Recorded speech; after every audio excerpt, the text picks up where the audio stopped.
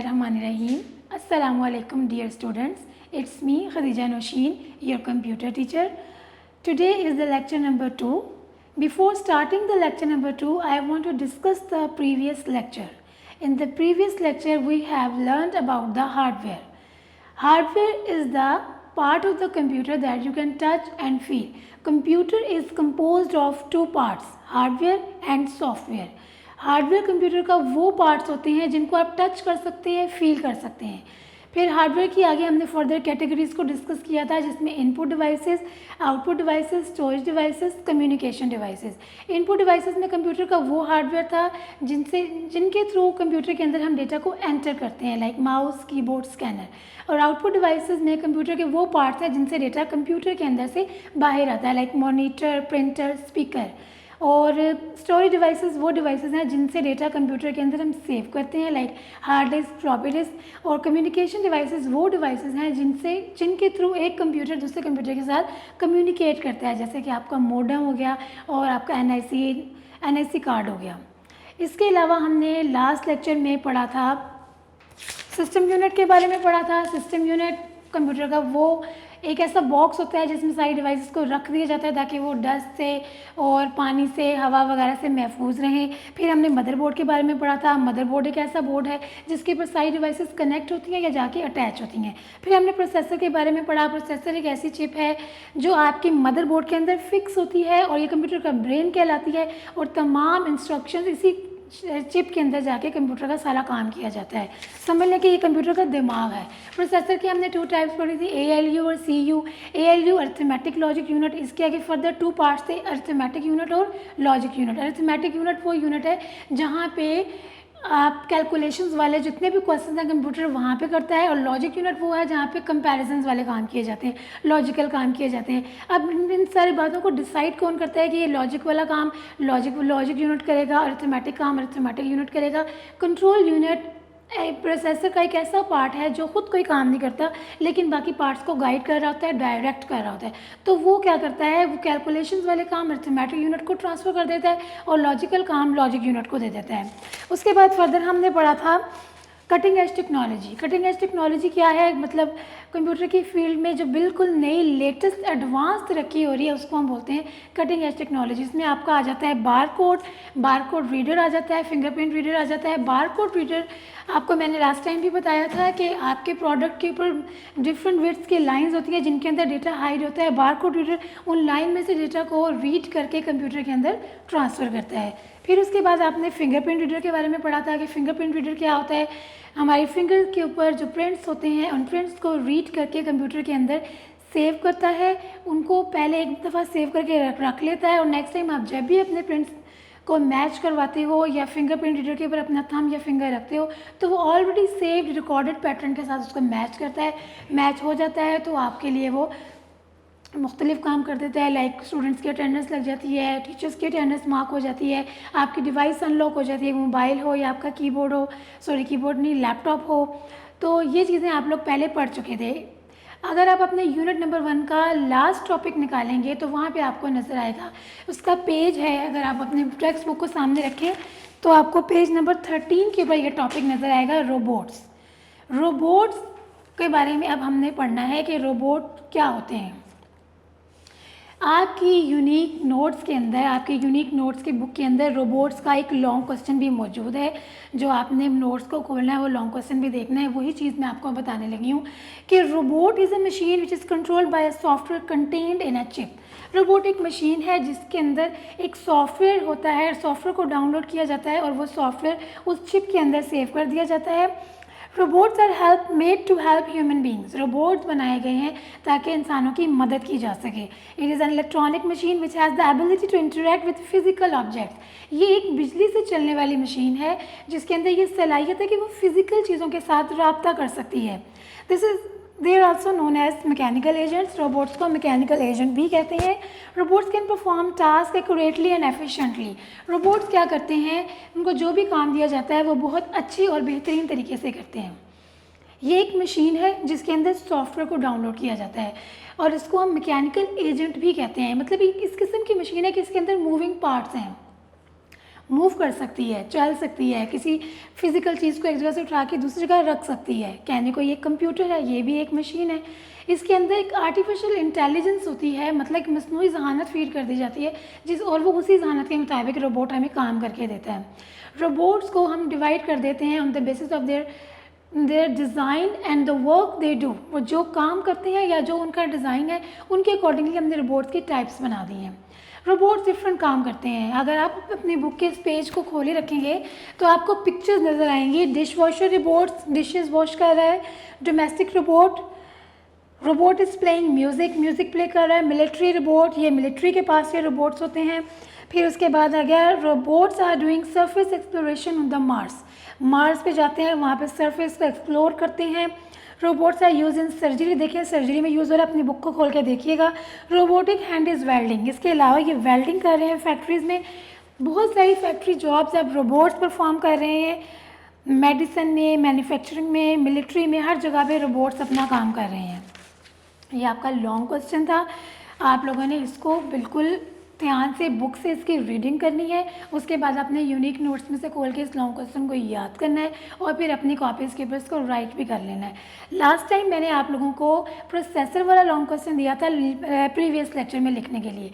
एक तो आपने मैं उम्मीद करती हूँ कि आप लोगों ने वो लिख लिया होगा। उसके साथ अपनी कंप्यूटर की नीट कॉपीज़ के ऊपर आप रोबोट वाला लॉन्ग क्वेश्चन लिख लेंगे। जी बेटा, ये तो मैंने आप लोगों को लेक्चर नंबर 1 का भी रिव्यू दे दिया और यूनिट नंबर 1 का जो लास्ट टॉपिक था रोबोट्स वाला, वो भी मैंने आपको समझा दिया है। अब हम स्टार्ट करेंगे कंप्यूटर का यूनिट नंबर 2, जिसका नेम है सॉफ्टवेयर बेसिक्स। अभी तक हम लोग पढ़ रहे थे हार्डवेयर बेसिक्स के बारे में, अब हम आ जाते हैं कंप्यूटर के दूसरे पार्ट की तरफ, सॉफ्टवेयर की तरफ। सॉफ्टवेयर क्या होता है? Software is the set of instructions given to the computer to perform a specific task. Software होता है हिदायत का एक ऐसा सेट होता है जो कंप्यूटर को दिया जाता है कोई भी काम करने के लिए। जैसे कि आप कंप्यूटर चलाते हैं, आप गेम्स भी खेलते हैं या कंप्यूटर को ऑन करते हैं, पेंट में ड्राइंग भी बनाते हैं, आप अपने माउस का एक क्लिक भी करते हैं तो आपके उस एक क्लिक के बैक के ऊपर आपका सॉफ्टवेयर काम कर रहा होता है। हर क्लिक के पीछे कई इंस्ट्रक्शंस लिखी होती हैं और उसको समझाया गया होता है कि यहाँ पे क्लिक किया जाए तो ये करो, यहाँ पे क्लिक किया जाए तो ये करो। इस तरह कंप्यूटर आपके बताए हुए इंस्ट्रक्शन को देखते हुए और अपने बैक पे की हुई प्रोग्रामिंग को देखते हुए उनके साथ मिलकर आपका काम कर रहा होता है और आपको लग रहा होता है कि कंप्यूटर जो है आपकी इंस्ट्रक्शंस के ऊपर अमल कर रहा है। वो कर भी रहा होता है लेकिन बैक पे अपने सॉफ्टवेयर को देखते हुए ये सारे काम हो रहे होते हैं। अब सॉफ्टवेयर की भी आ जाती है बेटा 2 types, system software, application software. दोनों ही सॉफ्टवेयर्स हैं। सिस्टम सॉफ्टवेयर ऐसा सॉफ्टवेयर होता है जो क्या करता है, इसकी डेफिनेशन को हम ज़रा पढ़ते हैं, ये नोट्स में आपका शॉर्ट क्वेश्चन होगा। System software are program that control and direct the operations of a computer hardware. Computer के हार्डवेयर और कंप्यूटर के तमाम ऑपरेशंस को डायरेक्ट करता है system software. These are the essential part of the computer. User cannot work on a computer without system software. अगर आपके computer के पास सिस्टम सॉफ्टवेयर इंस्टॉल्ड नहीं है तो आप बाज़ार से जाके चाहे कोई भी गेम की सीडी ले आते हैं, जब तक सिस्टम सॉफ्टवेयर नहीं है आपका गेम का सॉफ्टवेयर कंप्यूटर पे इंस्टॉल ही नहीं हो सकता। क्योंकि सिस्टम सॉफ्टवेयर आपको कंप्यूटर के ऊपर एक ऐसा प्लेटफॉर्म देता है, एक ऐसा इंटरफेस देता है जिसके ऊपर जाके दूसरे सॉफ्टवेयर काम करते हैं। सिस्टम सॉफ्टवेयर आप और कंप्यूटर के दरमियान एक लिंक बनाता है, एक इंटरेक्शन कायम करता है। सिस्टम सॉफ्टवेयर में आ जाते हैं ऑपरेटिंग सिस्टम, डिवाइस ड्राइवर और यूटिलिटी प्रोग्राम। ये तमाम जो प्रोग्राम्स हैं ये कंप्यूटर की मैनेजमेंट से रिलेटेड होते हैं। सबसे पहले हम पढ़ेंगे ऑपरेटिंग सिस्टम के बारे में। ऑपरेटिंग सिस्टम, अभी देखें आपने सॉफ्टवेयर की डेफिनेशन पढ़ी, सिस्टम सॉफ्टवेयर की पढ़ी, ये दोनों आपके शॉर्ट क्वेश्चंस होंगे नोट्स में। एप्लीकेशन सॉफ्टवेयर के बारे में हमने आगे भी पढ़ना है, थोड़ा सा अभी भी बता देती हूँ कि एप्लीकेशन सॉफ्टवेयर एक ऐसा सॉफ्टवेयर है जो एक स्पेसिफिक काम करता है, वो सिर्फ अपना ही ये काम कर रहा होता है। वो कोई दूसरा मतलब कंप्यूटर की मैनेजमेंट से रिलेटेड, कंप्यूटर की परफॉर्मेंस या कंप्यूटर की प्रोडक्टिविटी से रिलेटेड वो सॉफ्टवेयर कोई काम नहीं कर रहा होता। उसका एक अपना स्पेसिफिक काम होता है, वो वही करता है। जैसे कि गेम का सॉफ्टवेयर, वो सिर्फ उसमें आप गेम ही खेल सकते हो, वो आपके कंप्यूटर की मैनेजमेंट नहीं कर रहा होगा। फिर इसके अलावा जैसे कि पेंट, आप उसमें सिर्फ ड्राइंग बना सकते हो, क्या पेंट का सॉफ्टवेयर आपके कंप्यूटर की एफिशिएंसी को चेक नहीं कर रहा होगा। ये सारे काम कर रहा होता है आपका सिस्टम सॉफ्टवेयर। और सिस्टम सॉफ्टवेयर में जो पहली टाइप हम डिस्कस करेंगे वो है ऑपरेटिंग सिस्टम। ये बेटा जी आपका यूनिट नंबर 2 का लॉन्ग 1 भी होगा। आप यूनिक नोट्स खोल के देखेंगे तो आपको वहाँ पे लॉन्ग क्वेश्चन नजर आएगा। इसको बिल्कुल अटेंटिव होकर समझना है। इससे पहले हम ऑपरेटिंग सिस्टम की डेफिनेशन को देखते हैं। Operating system is a system software. ये एक सिस्टम सॉफ्टवेयर है। It is just like the soul of a computer. Soul क्या होती है? रूह। ऑपरेटिंग सिस्टम कंप्यूटर की रूह की तरह है। जैसे अगर एक इंसान के अंदर रूह ही नहीं है तो वो इंसान बेजान है, वो किसी काम का नहीं है। हम क्या करते हैं उस इंसान को, मतलब वो इंसान अब ख़त्म है अगर उसके अंदर उसकी सोल ही नहीं है। इसी तरह कंप्यूटर की का ऑपरेटिंग सिस्टम उसकी सोल की तरह होता है। Collection of program that supervises and controls overall functions of a computer. ये एक प्रोग्राम नहीं है, कलेक्शंस ऑफ प्रोग्राम्स है। ढेर सारे इसके अंदर प्रोग्राम्स हैं जो क्या करते हैं? सुपरवाइज करते हैं और कंट्रोल, मतलब चेक कर रहे होते हैं, कंट्रोल कर रहे होते हैं कंप्यूटर के ओवरऑल फंक्शंस को। Operating system also organises all the data and run other application in a computer. सारे डेटा को ऑर्गेनाइज करता है, दूसरे एप्लीकेशन सॉफ्टवेयर को भी रन करवाता है। It creates the link between user and the computer. User और कंप्यूटर के दरमियान में एक लिंक बना देता है। ऑपरेटिंग सिस्टम की भी बहुत सारी टाइप्स हैं। Microsoft Windows, Unix, Linux, Mac OS, Windows 7, अब तो बहुत सारी हैं। हर कोई अपनी रिक्वायरमेंट के मुताबिक ऑपरेटिंग सिस्टम को अपने कंप्यूटर पे इंस्टॉल कर लेता है और कंप्यूटर को यूज़ करना शुरू कर देता है। अगर आपको अभी भी चीज़ क्लियर नहीं हुई तो मैं आपको छोटी सी एग्जांपल दे देती हूँ सिस्टम सॉफ्टवेयर और एप्लीकेशन सॉफ्टवेयर के बारे में। आप अपने स्कूल की, अपने कैंपस की एग्जांपल लें। अगर हम मैनेजमेंट की तरफ देखें तो मैनेजमेंट यहाँ पे सिस्टम सॉफ्टवेयर का काम कर रही है। वो आपके स्कूल को मैनेज कर रही है, स्कूल की एफिशिएंसी को देख रही है, कहाँ पे लाइट है, कहाँ पे नहीं है, क्या बच्चों को प्रॉपरली पानी मिल रहा है, एसी से ही काम कर रहे हैं, वो सारे स्कूल की मैनेजमेंट को देख रहे हैं। ये हो गया आपका सिस्टम सॉफ्टवेयर। आपको मैनेजमेंट इस कैंपस के अंदर एक प्लेटफॉर्म दे रही है जहाँ पे आप आके पढ़ रहे हो। और एप्लीकेशन सॉफ्टवेयर हो गए आपके टीचर्स। मैथ का टीचर जाके मैथ ही पढ़ा रहा है, इंग्लिश का टीचर जाके इंग्लिश ही पढ़ा रहा है, उर्दू का टीचर उर्दू ही पढ़ा रहा है। हर टीचर अपना अपना स्पेसिफिक काम कर रहा है। टीचर्स स्कूल की मैनेजमेंट को या स्कूल की एफिशिएंसी की तरफ उतना वो नहीं देख रहे जिस तरह आपकी मैनेजमेंट देख रही है। तो मैनेजमेंट हो गई आपका सिस्टम सॉफ्टवेयर और ये टीचर्स आपके हो गए एप्लीकेशन सॉफ्टवेयर। तो आपको जिस किस्म का जो काम लेना है आप वैसा सॉफ्टवेयर अपने कंप्यूटर में ला इंस्टॉल कर लेते हैं और उसको यूज़ कर लेते हैं। लेकिन वो इंस्टॉल करने से पहले ज़रूरी है कि आपके कंप्यूटर में सिस्टम सॉफ्टवेयर हो। और सिस्टम सॉफ्टवेयर में कौन सी चीज़ होनी चाहिए? आपका ऑपरेटिंग सिस्टम। ऑपरेटिंग सिस्टम पूरे कंप्यूटर को ऑपरेट करता है।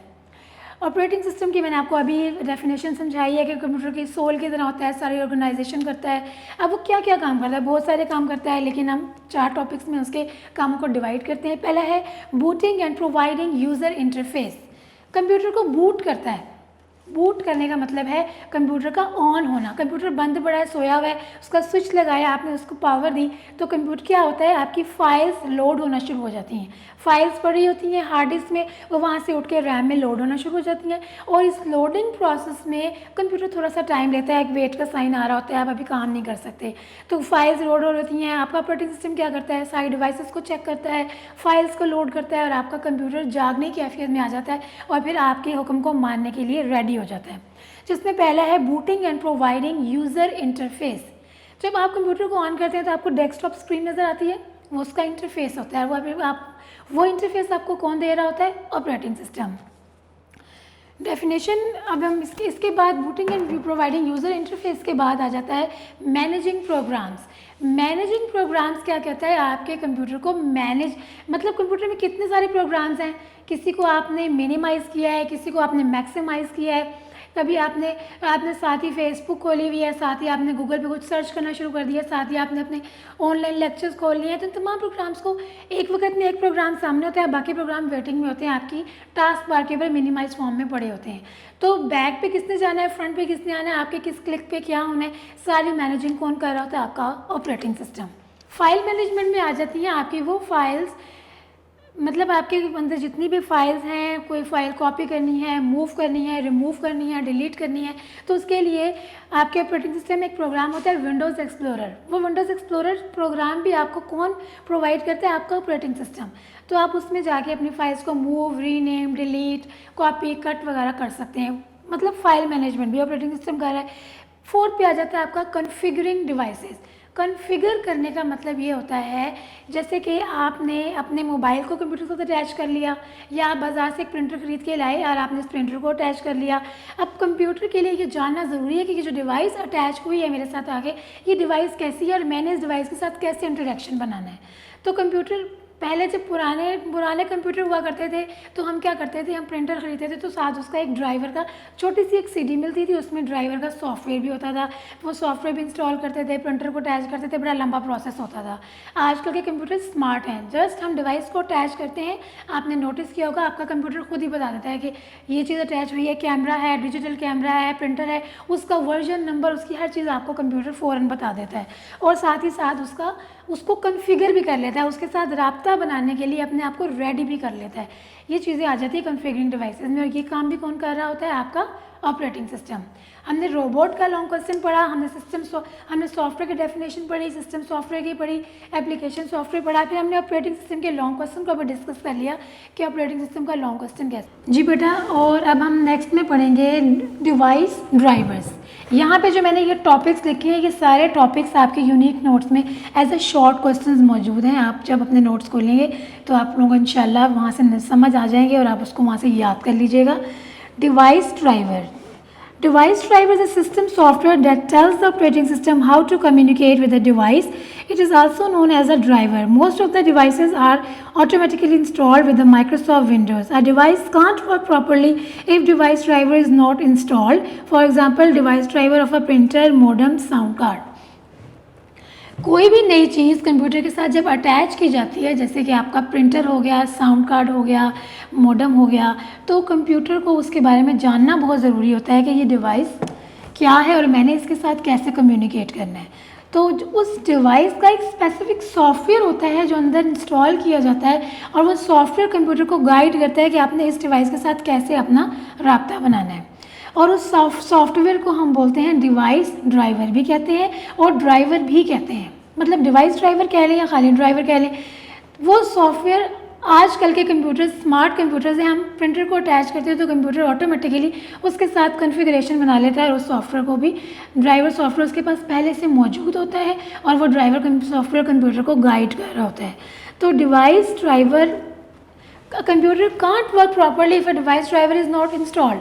अगर डिवाइस ड्राइवर ही कंप्यूटर के अंदर नहीं होगा तो वो डिवाइस चाहे बाज़ार से लेके आए, चाहे नहीं हो, बिल्कुल सही हो, वो कंप्यूटर के साथ अटैच भी कर देंगे, वो तो भी उसके साथ काम नहीं कर पाएगा। आप प्रिंट करने की कमांड देते रहेंगे, प्रिंटर आगे से कोई वर्किंग नहीं करेगा, क्योंकि उसके पास डिवाइस ड्राइवर का सॉफ्टवेयर अंदर मौजूद नहीं होगा।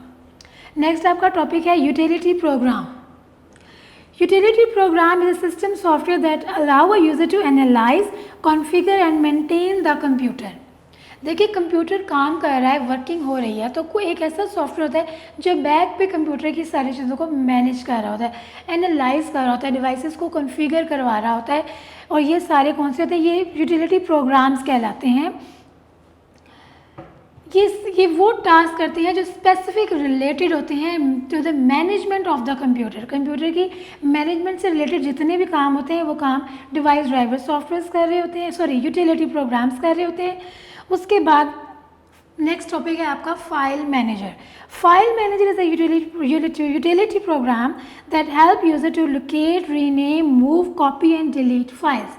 फाइल मैनेजर एक ऐसा यूटिलिटी प्रोग्राम है जो फाइल्स के ऊपर काम करता है, जैसे कि विंडोज़ एक्सप्लोरर. कंप्यूटर को खोल के देख लीजिएगा, आपको विंडोज़ एक्सप्लोरर के नाम का एक सॉफ्टवेयर नज़र आएगा जिसमें आप अपनी फ़ाइल से रिलेटेड काम कर सकते हैं. फाइल का नाम चेंज करना है, रीनेम करना है, उसको मूव करना है, कट करना है, डिलीट करना है, ये सारे काम फाइल मैनेजर कर रहा होता है. और फाइल मैनेजर में कौन सा सॉफ्टवेयर आ जाता है, हमारा विंडोज़ एक्सप्लोरर. उसके बाद आ जाता है आपका इमेज व्यूअर. आप कोई भी पिक्चर कहीं पे कंप्यूटर में जाके क्लिक करके खोलते हैं तो वो जाके खुलती है एक सॉफ्टवेयर के अंदर जिसका नाम है Windows picture and fax viewer. Windows picture and fax viewer, उस सॉफ्टवेयर को हम बोलते हैं इमेज व्यूअर. इमेज दिखाने वाला, व्यूअर का मतलब है दिखाने वाला. कंप्यूटर आप क्या कर सकते हो, सॉफ्टवेयर के अंदर जाके अपने इमेज को रोटेट कर सकते हो, मूव कर सकते हो, कट कर सकते हो, डिलीट कर सकते हो, उसको प्रिंट करवा सकते हो. आपने इमेज के ऊपर मुख्तलिफ किस्म के काम करवाने हैं तो आप इमेज व्यूअर सॉफ्टवेयर यूज़ करेंगे. और इमेज व्यूअर सॉफ्टवेयर के अंदर कौन सा सॉफ्टवेयर आएगा, Windows picture and fax viewer. उसके बाद नेक्स्ट टॉपिक है जी हमारा डिस्क स्कैनर. डिस्क स्कैनर भी एक यूटिलिटी प्रोग्राम है। यूटिलिटी प्रोग्राम्स के अंदर फाइल मैनेजर भी यूटिलिटी प्रोग्राम है, इमेज व्यूअर भी यूटिलिटी प्रोग्राम है और डिस्क स्कैनर भी एक यूटिलिटी प्रोग्राम है। आपके कंप्यूटर के अंदर हार्ड डिस्क होती है। हार्ड डिस्क के ऊपर अगर कुछ लॉजिकल एरर्स आ जाएं या आपको बार बार मैसेज आए कि लो डिस्क है, मेमोरी नहीं है या कंप्यूटर की एफिशिएंसी में थोड़ा फ़र्क पड़ रहा हो, तो आप क्या कर सकते हैं कि आप डिस्क स्कैनर के थ्रू अपनी हार्ड डिस्क को क्लीन करवा सकते हैं।